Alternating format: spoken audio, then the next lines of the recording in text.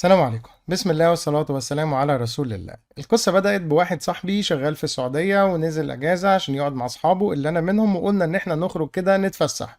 أنا واحد من الناس شغال بقالي فترة طويلة جدا وبشمشم على أي خروجة، وهو بقاله كام سنة بره ولسه نازل عايز يستمتع الشهر ده، فروحنا التجمع الخامس نقابل أصحابنا واتفسحنا شوية وقضينا اليوم وبعدين عايزين نروح. بدأت القصة من أول هنا.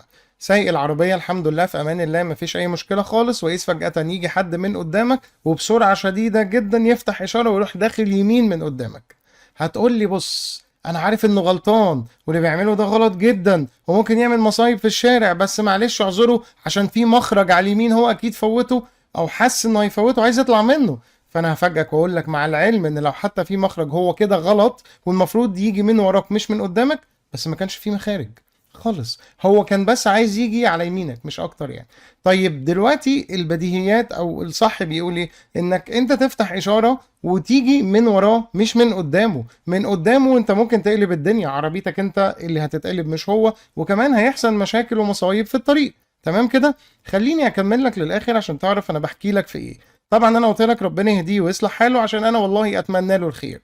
صاحبي يعني قاعد يقول لي بص خليك هادي ومعلش وما تتعصبش. قلت له لا انا هادي ما عنديش مشكله خالص. انا ما كنتش هادي اول يوم جبت فيه العربيه وسقت، هو ده اللي انا ما كنتش هادي. بعد كده خلاص فهمت الفوله وسكت. حلو.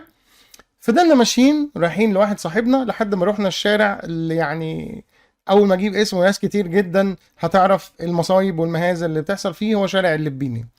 ماشيين في الشارع، صاحبي اللي كان بيقول لي خليك هادي خليك بسيط ما تتعصبش، احكي لكم عمل ايه.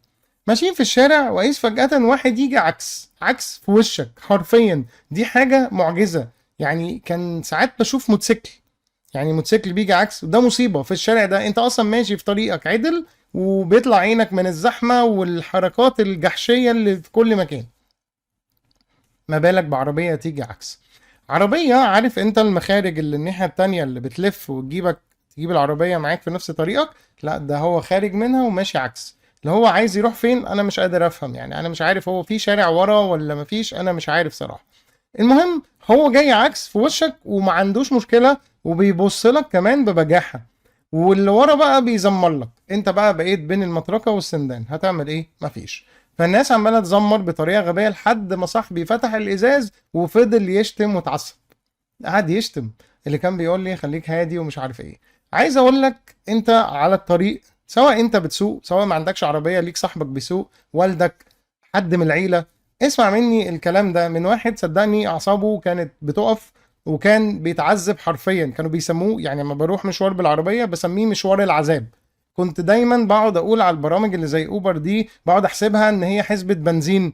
ايه يا عم ده المشوار في العربية بتاعتي عربية كبيرة وعالية وبتستهلك بنزين جامد، كنت ممكن اروح مشوار زي التجمع الخامس يستهلك مثلا 15 20 جنيه بنزين مثلا يعني، والاقي المشوار بتاع اوبر مثلا ب 150 جنيه. اقعد اقول ايه ده ازاي ده الموضوع كده في يعني فرق فظيع. طلع لا، بأمانة الله لا، الموضوع مش بنزين. الموضوع الراجل اللي بيوصلك ده بيتعذب حرفيا، الراجل ده بيعاني من اعصاب والسواقه.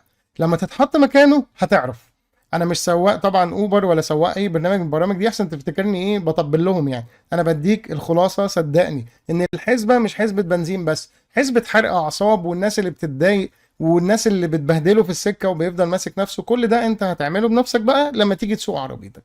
فالموضوع تحسبه كده تعب نفسي مع ارهاق مع اعصاب مع البنزين بقى. حلو كده. المهم انا سكت خالص وبدات افهمه بالراحه، قلت له بص انت على الطريق قدامك حاجتين، يا تفضل تشتم، خلي بالك تشتم جوه العربيه، انا ما قلتش تفتح الازاز وتشتم حد، انت بتشتم بتفرغ الطاقه يا اولاد كذا وكذا، انت مش قادر، حاجات بتجيلك على غفله. مهما حكيت لك عن الحاجات اللي بتحصل على الطريق خيال علمي، يعني انا ممكن احكي لك خيال علمي بس ده مش هيفيدك في حاجه، لان مش ده الهدف من الفيديو. الهدف من الفيديو نكسب حاجه. انا ممكن اعمل فيديو اجيب لك مساوئ السواقه في مصر بس انا ما فدتكش بحاجه. صدقني في حد مش عارف اللي بيحصل في الطريق؟ عارفين، بس ممكن ما يبقاش في حد عارف الطريقه الحلوه اللي تخليك تعيش في سلام نفسي وتمشي تروح بيتك وانت مبسوط. يا تشتم وتاخد سيئات يا تقعد تستغفر ربنا، ملاش حل تاني. انا بدات اعمل كده بقى. لقيت ان انا اولا بتحكم في اعصابي، ثانيا الواحد ماشي عمال ياخد سواق في السكه، ثالثا انت على طريق، يعني ما ينفعش ان انت تروح ربنا يعني يبعد عنك اي مشاكل خالص انك تروح تعمل حادثه على طريق وانت عمال تشتم وتاخد ذنوب ملهاش لازمه. مع العلم ان الشتيمه اللي انت بتشتمها الراجل اللي بره العربيه ده مش سامعها على فكره، انت عمال تشتم جوه العربيه كمان، يعني عمال تاخد ذنوب وبتشتم لوحدك وقصص كتير قوي مش مفيده ومش هتفيد حد. عارف لو انت شتمت واحد فيهم وسمعك، جايز فعلا يكون انسان بيحس وما يعملش الحركه دي تاني عشان سمع واحد بيشتمه، انما المصيبه ان انت كمان يعني بتاخد ذنوب وبتشتم جوه العربيه فهو ما بيسمعش الكلام ده. يعني مفيش واحد في المليون ان ممكن يتعظ ويبطل الحركه دي لانه مفيش اكشن حصل، انت بتشتم مع نفسك جوه. فخلاص ما دام كده كده الموضوع متلم كده جوه العربيه، يبقى مفيش داعي ان انت تتعب اعصابك. بدات بقى اجرب مع نفسي كده، يروح واحد معدي من قدامي عامل حركه تستاهل جايزه اوسكار في الغباوه، جايزه اوسكار في الغباوه. بقيت اعمل ايه؟ الحمد لله، لا حول ولا قوة إلا بالله، استغفر الله العظيم يا رب، استغفر الله العظيم، استغفر الله العظيم، استغفر الله العظيم، لحد ما بهدى، لأني أنا أعصابي بتتعب. يعني الأول كنت هعمل إيه؟ هفضل أشتم، أعصابي هتتعب، مش عارف أتحكم في نفسي بسبب واحد عمل حركة غبية، وممكن يكون هو ماشي بيشتمك عشان شايف إن أنت اللي غلط. والله العظيم يعني واحد بيعدي من قدام عربيتك ومفيش مخرج من الطريق، مع العلم أصلا لو في مخرج هو غلط يعدي كده، وممكن يكون متضايق منك وممكن يقول عليك حمار كمان عادي. ما هو اللي بيغلط ما بيبقاش عارف انه غلطان. ما هو بيقولك المصيبة ليست في الجهل بل في الجهل بالجهل. دي المصيبة الكبرى، انك تبقى جاهل انك جاهل، فدي مشكلة. في ناس بتبقى عارفة ان هي جاهلة بيحاول بقى يصلح من نفسه، انما في مصيبة إن لما تبقى انت مش عارف انك جاهل، دي بقى المصيبة الكبرى. فانا بقعد بقى الاقي نفسي ايه، هديت، فقلت طب دي ولا دي؟ انا بقارن، انا بديك اللي انا عملته او التجربة اللي انا عملتها والنتيجة بتاعتها ايه. جربت اشتم في مره، انا مش الانسان المثالي الرهيب القدوه اللي ما بيعملش حاجه غلط في حياته، لا انا قعدت اشتم في مره عشان في ناس عصبوني جدا جدا جدا صدقني.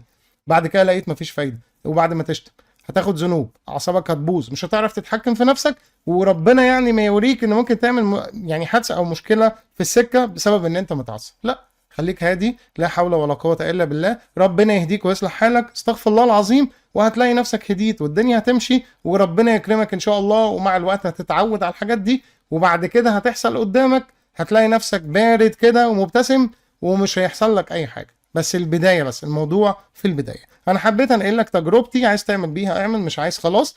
مره حكيت عن القصه دي على الفيسبوك وواحد قال لي بص مفيش الكلام ده يا صاحبي ولازم نشتم ونطلع اللي جوانا. براحتك، هذه صحيفة أعمالك، أنا بس بقول لك على التجربة نفعت معايا، مش بكلمك والله من الجانب الديني أو بعمل لك فيها شيخ، أنا بقول لك على تجربة. لو أنا عامل فيها شيخ يعني مش أول حاجة أقول لك إن أنا كنت بشتم، لا كنت بشتم والله عادي، لقيت الموضوع فعلا رخم وذنوب على الفاضي وأنت بجد مش بتستفيد حاجة، يبقى لا، خلينا في الطريق الجميل اللي بيهدي الأعصاب.